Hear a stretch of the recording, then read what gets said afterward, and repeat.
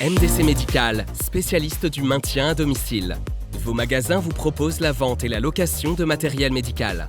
Fauteuil releveur, lits médicalisés et produits de confort et bien-être. MDC Médical, c'est 2 adresses pour vous servir. 3 rue des Roises à Bettencourt-la-Ferrée et 208 avenue de Champagne à Frignicourt. MDC Médical, toujours à vos côtés, professionnels comme particuliers.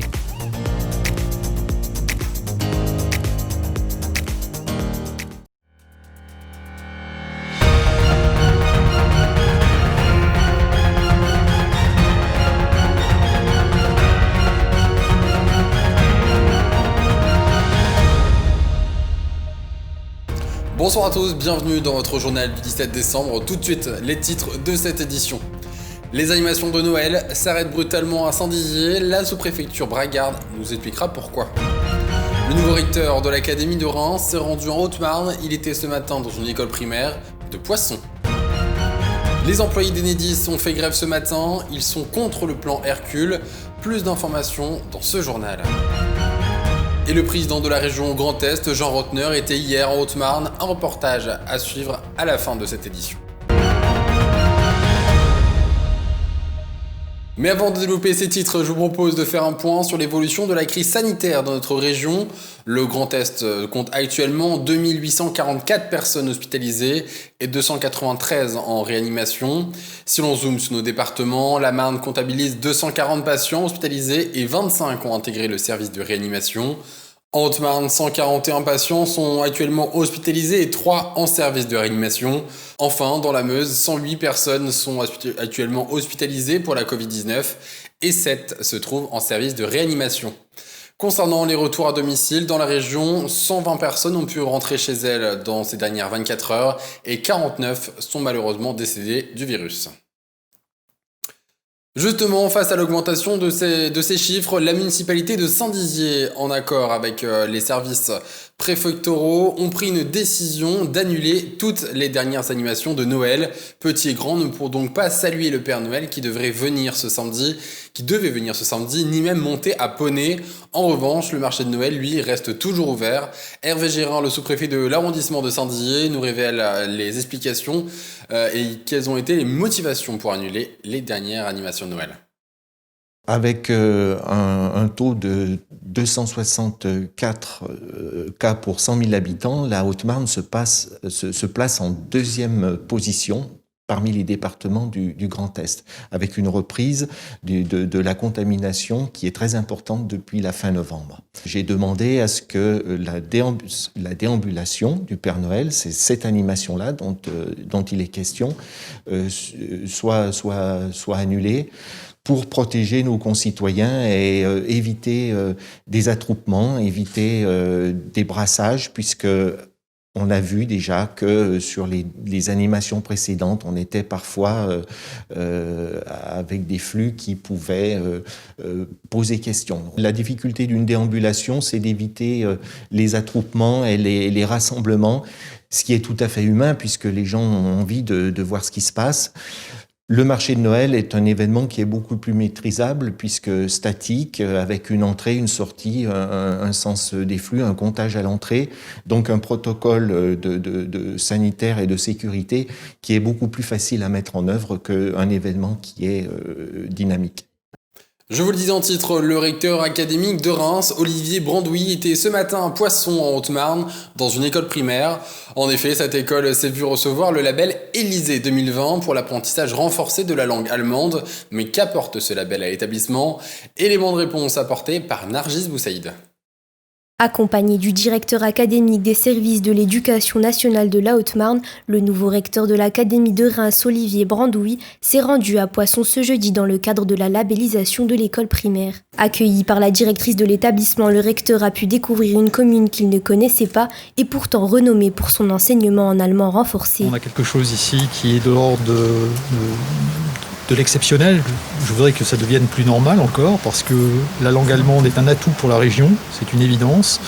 Il faut habituer nos tout petits à l'entendre, à la pratiquer autant qu'ils le peuvent. En juin dernier, l'école a reçu le label Élysée 2020 pour toutes ses initiatives et son investissement autour de ce parcours linguistique, favorisant aux futurs emplois et projets des élèves. Pour l'occasion, les enfants se sont prêtés au jeu, un spectacle prononcé entièrement en allemand devant un public particulièrement attentif et impressionné.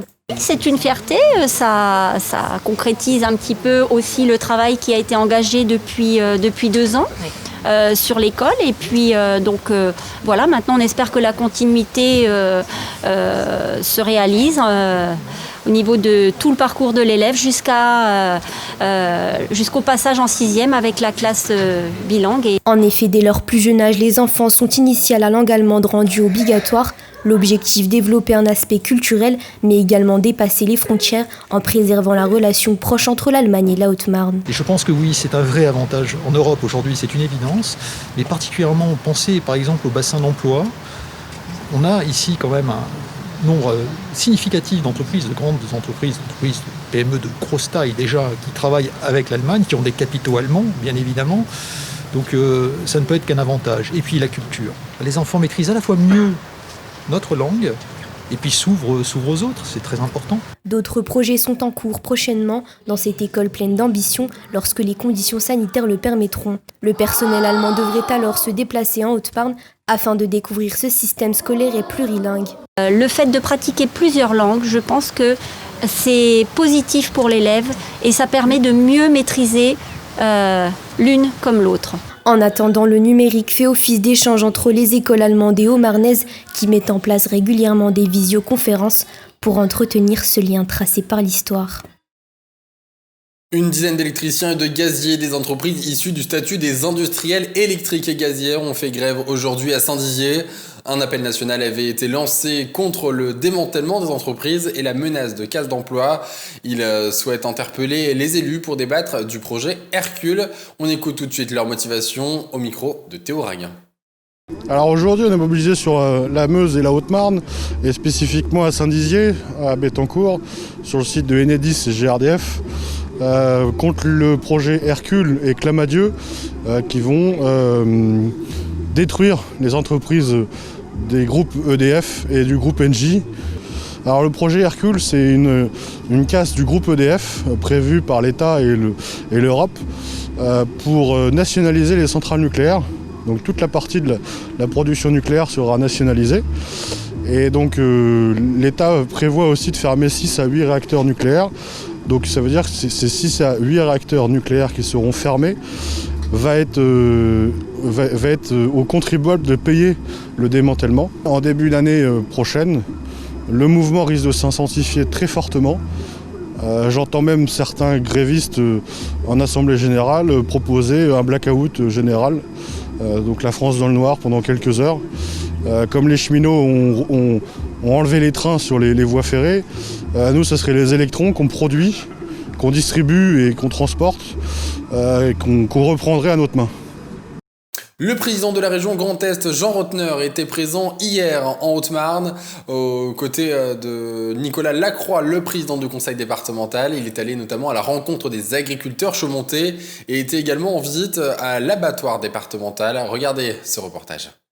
Nicolas Lacroix a invité ce mercredi 16 décembre Jean Rotner, président de la région Grand Est, à venir visiter l'exploitation agricole des Luparia ainsi que l'abattoir de Chaumont. Cet événement marque la collaboration entre le département et la région sur les questions d'agriculture. Et on souhaitait vraiment afficher cette image d'union de 2 grandes collectivités au service du développement de l'agriculture au Marnaise. C'est aussi la raison pour laquelle nous sommes aujourd'hui à l'abattoir, parce que vous le savez, on a un beau projet départemental qui est lancé maintenant et qu'on va aussi porter avec les collectivités dans le cadre du plan de relance. Et donc aujourd'hui, voilà, c'était l'occasion de faire le point sur tous ces sujets en présence du président de la région, Jean Rotner. Le conseil départemental a pour projet la création d'un nouvel abattoir à Chaumont qui s'intègre dans le projet de développement de l'élevage au Marnais. Le nouvel abattoir, c'est un outil essentiel pour le développement de la filière agricole, l'élevage au Marnais, la promotion du territoire, le savoir-faire des agriculteurs. L'outil que nous avons derrière nous est vieillissant, obsolète. On le porte à bout de bras depuis maintenant plusieurs années. On a maintenant un nouvel abattoir qui sera construit en 2023. Le dossier est lancé, les financements sont quasiment acquis et puis aujourd'hui tous les feux sont au vert pour réaliser cet équipement structurant, cet équipement d'aménagement du territoire essentiel pour la ruralité et pour l'agriculture au Marnais. Parallèlement à l'abattoir, le conseil départemental souhaite mettre en place un atelier de découpe de gibier pour mettre en avant les produits de la chasse aux Marnaises. Oui, la filière gibier aujourd'hui souffre et donc dans un département forestier où nous avons le parc national, je crois que ça fait partie aussi des savoir-faire, des traditions qu'on doit mettre en avant et développer cette filière gibier en même temps que l'abattoir, c'est-à-dire avoir une filière gibier qui sera accolée à l'abattoir. Il faut y penser, il faut anticiper les choses. Le monde de la chasse en a besoin. C'est tout un patrimoine, c'est toute une tradition marnaise également qu'on souhaite développer avec cette nouvelle filière autour du gibier et de la chasse aux Marnaises. Ce projet intègre pleinement le plan d'action pour la Haute-Marne Cap 2030. Le nouvel abattoir s'inscrit au sein des démarches d'accompagnement du monde agricole, au même niveau que les aides financières visant à répondre aux aléas climatiques. Merci à Théo Raguin pour ces images. Et voilà, c'est la fin de cette édition. Merci de votre fidélité. Très bonne soirée à tous sur Puissance Télévisions. Tout de suite, la météo. Toute l'actualité qui vous concerne, à voir ou à revoir, dès maintenant sur puissancetélévision.fr et sur notre application mobile. Toute cette semaine, participe au jeu concours de Puissance Télévisions pour tenter de gagner un t-shirt de la marque BLD Close fait à Bar-le-Duc, pour toi ou pour offrir à Noël. 13 t-shirts sont à gagner, du S au quadruple XL. Alors, joue dès maintenant sur puissancetélévision.fr ou sur l'application mobile. Jeu organisé par Puissance Télévisions en partenariat avec BLD Close. Jeu organisé du 14 au 20 décembre 2020.